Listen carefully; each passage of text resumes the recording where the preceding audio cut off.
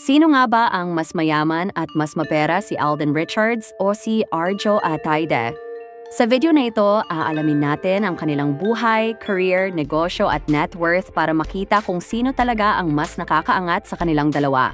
Pero bago ang lahat, huwag kalimutan mag-subscribe at i-on ang notification bell para updated ka sa mga bagong kaalaman.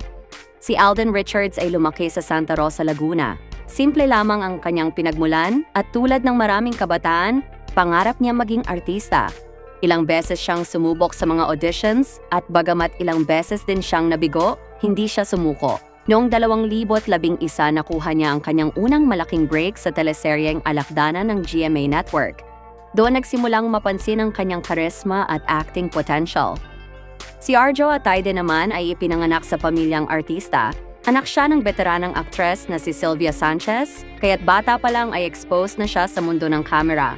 Noong dekada 90, napanood siya sa Ang TV pero pansamantala siyang lumayo sa spotlight para tapusin ang kanyang pag-aaral. Nang bumalik siya bilang binata, naging malinaw ang kanyang hangarin. Patunayan na hindi lang siya anak ng isang artista, kundi may sariling talento. Dumating ang sandaling nagbago ng lahat para sa dalawa. Kay Alden Richards, ito ay ang hindi inaasahang tambalang Aldub noong 2015 sa Eat Bulaga. Kasama ang tinaguriang Yaya Dub na si Maine Mendoza, lumikha sila ng kasaysayan sa social media. Milyon-milyong tweets kada araw, sold-out concerts at napakalaking commercial endorsements ang dumagsa. Sa isang iglap, si Alden ay hindi na lamang isang aktor, kundi isang pambansang icon.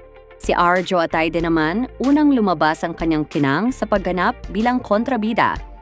Ginampanan niya ang karakter ni Joaquin Tuazon sa FPG's Ang Probinsyano, ang mayamang anak ng isang sindikato. Ang matinding galit ng mga manonood sa kanyang papel ay naging malinaw na sukatan ng kanyang husay sa pag-arte. Sa puntong iyon, hindi na lamang siya nakilala bilang anak ng isang sikat na aktres. Bagkus, kinilala na siya bilang isang seryoso at respetadong aktor. Kung pera ang pag-uusapan, malaking bahagi nito ay galing sa mga proyekto. Para kay Alden Richards, ang pinakamalaking highlight ng kanyang career ay ang pelikulang Hello, Love, Goodbye kasama si Catherine Bernardo noong 2019. Ito ang naging highest-grossing Filipino film of all time na kumita ng halos 880 milyon worldwide. Bago pa man ito, bumida na rin siya sa mga pelikulang My BB Love at Imagine You and Me na kapwa nagtagumpay sa takilya. Dahil dito, nakilala si Alden bilang Asia's multimedia star. Isang aktor na may malakas na hatak hindi lamang sa television kundi pati sa pelikula. Samantala, si Arjo Ataide ay mas nakilala sa mga proyektong mabigat at dekalidad.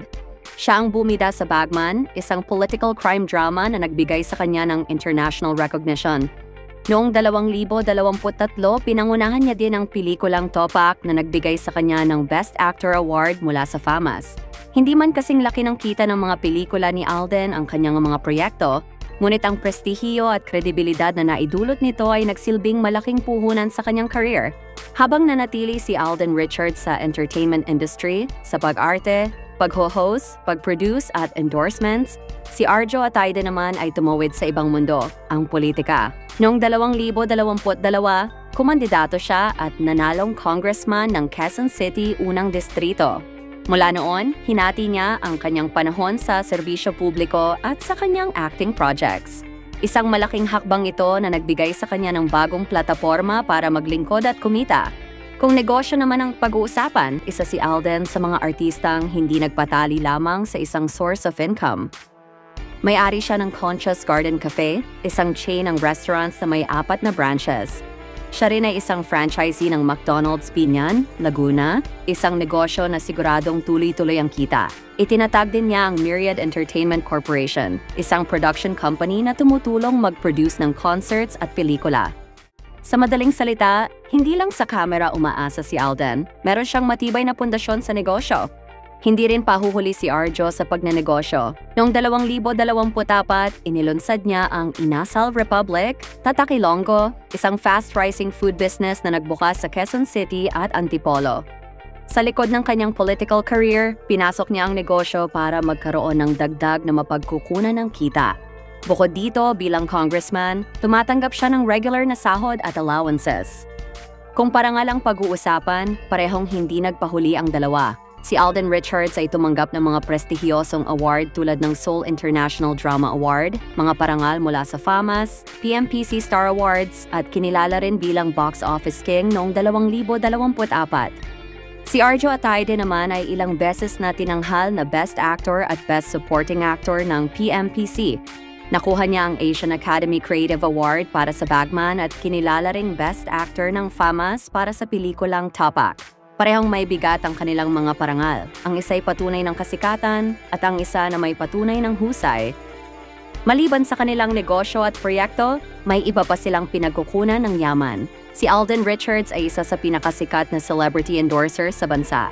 Mula sa clothing brands, fast food chains, telcos at iba't ibang produkto, milyon-milyong halaga ng endorsement deals ang kanyang natatanggap taon-taon. Si Arjo Ataide naman ay kumikita mula sa kanyang posisyon bilang congressman na may kasamang sahod, allowances at benefits. Bukod pa rito, patuloy pa rin siyang kumukuha ng piling acting projects na nagdaragdag sa kanyang kita. Kung pera ang magiging batayan, narito ang tinatayang net worth ng dalawa ayon sa mga public sources. Si Alden Richards ay tinatayang may net worth na umaabot sa halos 720 milyon pesos. Malaki ang bahagi nito ay galing sa kanyang mga matagumpay na proyekto sa television at pelikula, lalo na sa blockbuster na Hello, Love, Goodbye.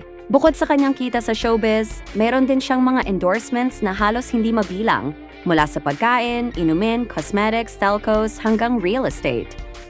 Isa rin siyang aktibong negosyante na nag-invest sa restaurant chains, fast food franchises at real estate properties. Ang kombinasyon ng mga ito ang nagpatibay ng kanyang posisyon bilang isa sa pinakamayayamang artista ng kanyang henerasyon. Samantala, si Arjo Ataide naman ay may tinatayang net worth na nasa 420 milyon pesos. Bagamat mas maliit kumpara kay Alden, hindi rin matatawaran ang pinagmulan ng kanyang yaman. Galing siya sa isang pamilyang matagal nang nasa industriya, ngunit siya mismo ang nagsikap upang magtagumpay. Malaki ang kita niya mula sa kanyang mga serye at pelikula, lalo na ang award-winning project na Bagman at ang pelikulang Tapak. Bukod dito, may mga negosyo rin siyang pinapasok, kabilang ang ilang ventures sa food industry. Dagdag pa rito, bilang isang kongresista, tumataas ang kanyang kredibilidad at network, mga bagay na maaring magbukas ng mas malalaking oportunidad sa hinaharap. Kung ikukumpara, makikita na halos doble ang yaman ni Alden Richards kumpara kay Arjo Ataide, batay sa mga datos. Ngunit dapat ding tandaan na magkaiba ang direksyon ng kanilang career. Si Alden ay matatag sa showbiz at negosyo, samantalang si Arjo ay unti-unting lumalawak ang impluwensya sa politika at iba pang larangan. Kaya't bagamat mas malaki ang hawak na yaman ni Alden sa kasalukuyan, may potensyal si Arjo na makahabol sa mga darating na taon. Ikaw sa tingin mo, sino nga ba ang mas tunay na mayaman? Si Alden or si Arjo? I-comment mo ang iyong sagot sa ibaba. At kung nagustuhan mo ang video na ito, huwag kalimutang mag-like at mag-subscribe para updated ka sa ating mga susunod na kwento. Maraming salamat po sa panonood.